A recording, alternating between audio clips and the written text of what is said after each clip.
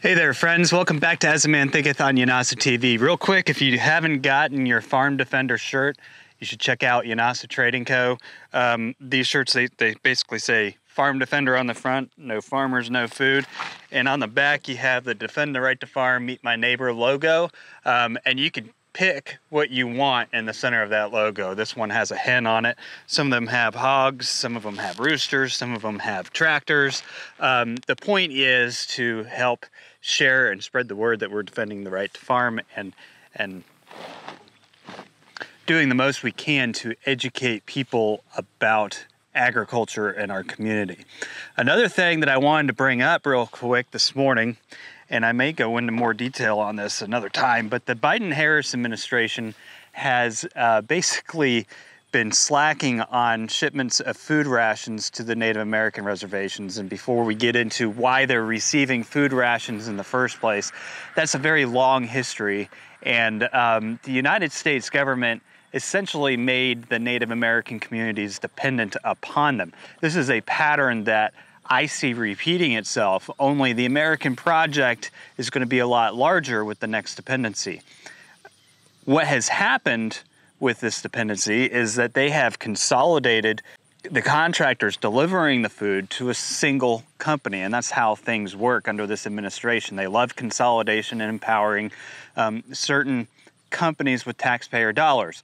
This company is unable to fulfill all of its orders and deliver to all of the reservations. So you have a lot of reservations that just haven't even gotten food in 4 months, some that have received half rations in some months, no food other months.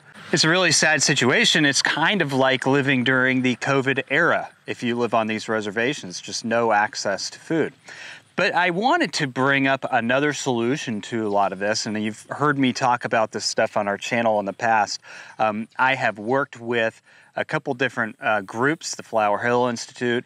We've done work with Sikanguko, and these groups are indigenous groups that are working to reteach their youth about their culture, teach them in their cultural ways, and a lot of that includes self-sustainability and natural foods and helping kids grow up so that they're not dependent on this system, which I think is a very admirable cause. If we're not careful, we're all gonna have these schools for our own kids in the next couple of years. In fact, we already do have this situation going on. Most parents have pulled their kids out of public school. A lot of parents, not most, but a lot of parents have pulled their kids out of public schools, we have, and started doing their own education which includes, you know, cultural heritage and things that are important to helping develop young people. We all have different cultures. There's nothing wrong with that. Teach it to them. Anyway, Sikanguko is doing a fundraiser, their 2024 fundraiser for their school on their reservation. We love the school. I posted a link to a video that we made when we visited their school last year.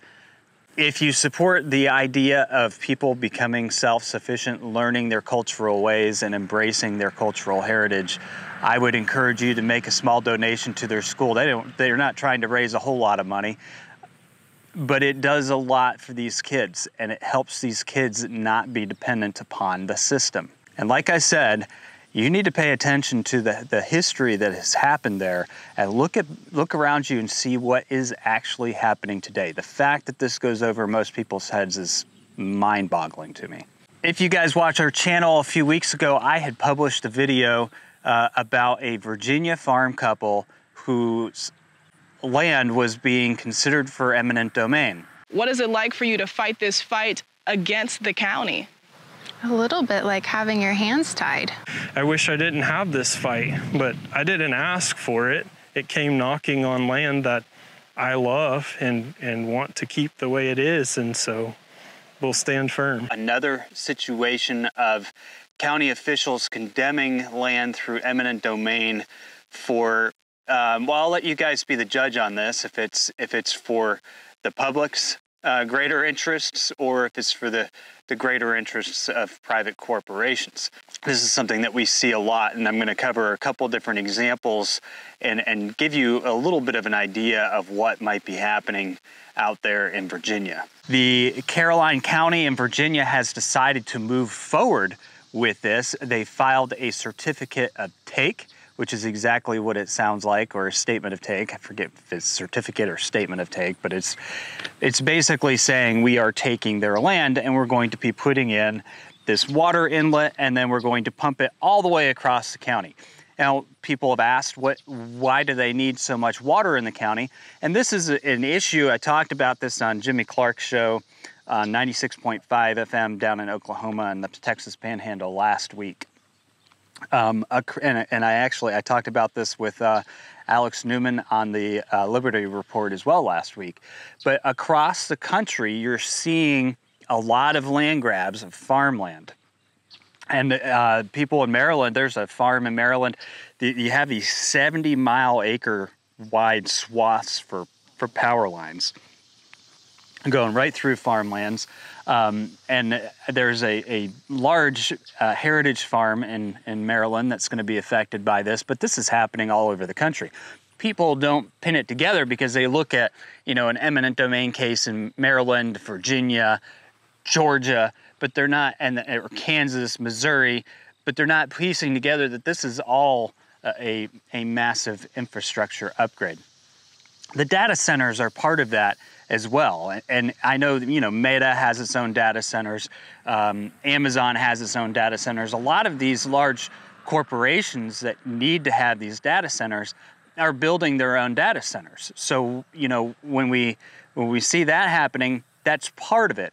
But the United States government is also creating data centers, and that's why you'll see eminent domain being used to get water that's basically going to a data center campus in Virginia.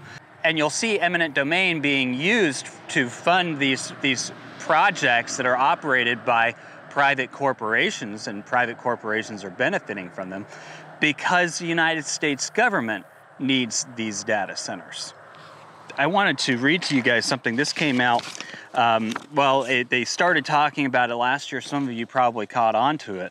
But as of August 16th, the U.S. DOT has released a national deployment plan for vehicle-to-everything technologies to, of course, protect us, to reduce death and serious injuries on our roadways. On August 16th, they've kind of sped this plan up. So they had a comment period last October.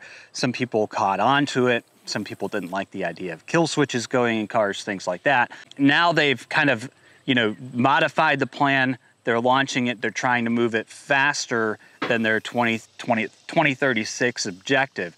And what this includes is restriping all the roads to have lines that communicate with the cars. Everything will be communicative with your car. Probably not my car, but yeah. We actually, in our family, have been discussing buying some older cars because we don't want this technology. But this technology is not just the cars, it's the road, it's your cell phones. They will be able to pick up on if you're riding a bike along a roadway, and they'll send a signal to cars coming up on you and saying, hey, there's a biker ahead. But they want this technology saying that it's for safety, saying that it's for our safety, our independent safety. And it uses a significant amount of data.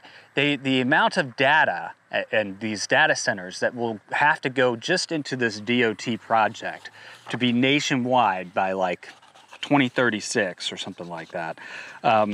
It's insane. It's an insane amount of data. So you're going to see more and more of these data centers, more and more infrastructure to accommodate for these large power using facilities to basically gather data of somebody walking down a road, somebody driving down a road, knowing where everybody is all the time, and then storing it and processing it, utilizing it to notify others of your location. I mean, that's all what this stuff is doing, it's intercommunications between everything on the roadways. Personally, I think this is the scariest thing we've ever seen. And it's the scariest thing next to the United States coming out with its own cryptocurrency, because then they're going to start using all these data centers again to track every single penny you spend, categorize it, know where your money's going, know how much fuel you're using. And they're going to know that with the DOT plan, right? And then they can carbon tax you, say, well, you drove 200 miles today or 50 miles yesterday. Your cap for the week is supposed to be 100 miles, so here's your extra charge. All of this can happen as soon as this entire infrastructure is built out, which is going to be, I mean, the timeline is pretty quick. So in the short term, between 2024 and 2028, the DOT wants 20% of the national highway system to have V2X technology, with the top 75 metro areas having 25% of signalized intersection V2X capability. The plan calls for at least 2 vehicle manufacturers to commit 5.9 gigahertz capable vehicles by model year 2028. So they want vehicle manufacturers to at least commit to 2 vehicles that will be able to communicate with this system just within the next several years. I mean, this is not that far away. You know, this is right around the corner.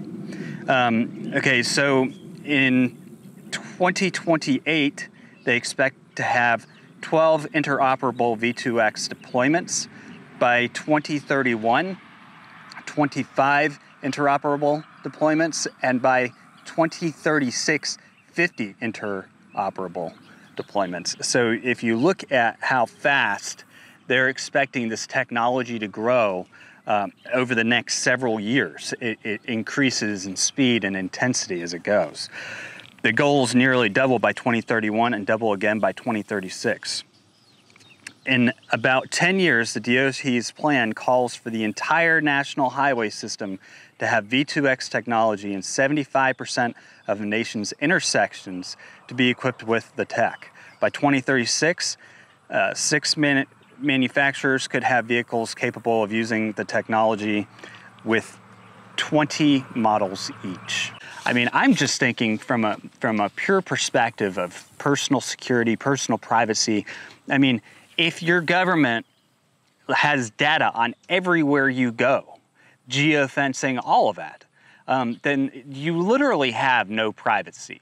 You are literally opening yourself up to search and seizure at any given moment in time, because your information is public, at least known to the government. It's known to these software. So I understand that my kids, when they get into these cars and the cars start, you know, shifting you back in the lane, you know, semi-controlling themselves, which could be a little scary for the driver sometimes. We have a Tahoe that does it, but I understand that's very cool technology, but at the same time, it's very dangerous technology, the way it can be used against the citizens of this country. So when I talk out about a lot of these data centers, a lot of these power infrastructure upgrades, a lot of the things that we've seen going on, I don't think a lot of people understood, you know, when we're talking about this new, you know, green energy and green technology, this fourth industrial revolution, I don't think a lot of people understand the implications that come with it. But I mean, just think about it. You've already been conditioned on many ways, right? If you open your iPhone and you click on your messenger, you can have certain people that you share your location with. My family does it with each other because we like to know where each other are. It's a safety thing. But imagine that information being shared with everyone. Imagine that information being able to be hacked. Imagine the government being able to use that information and know everything about you, where you go, what your habits are, how often you come and leave your home. This is pretty scary stuff. Anyway, guys, until next week, stay safe, and I'll come out with a couple videos next week. I apologize for being a little slow over the last 2 weeks. I had a couple interviews, try and get the word out, and I've been shoveling a lot of rock, so that's been taking a lot of my time too. I've got a project I'm trying to get done for the fall, and unfortunately we can't get a dump truck back to where I need about 30 tons of crush and run. So I load it up in the pickup, drive it back there and shovel it out. You know, do a few tons a day, I'll eventually get there. Anyway, guys, stay safe.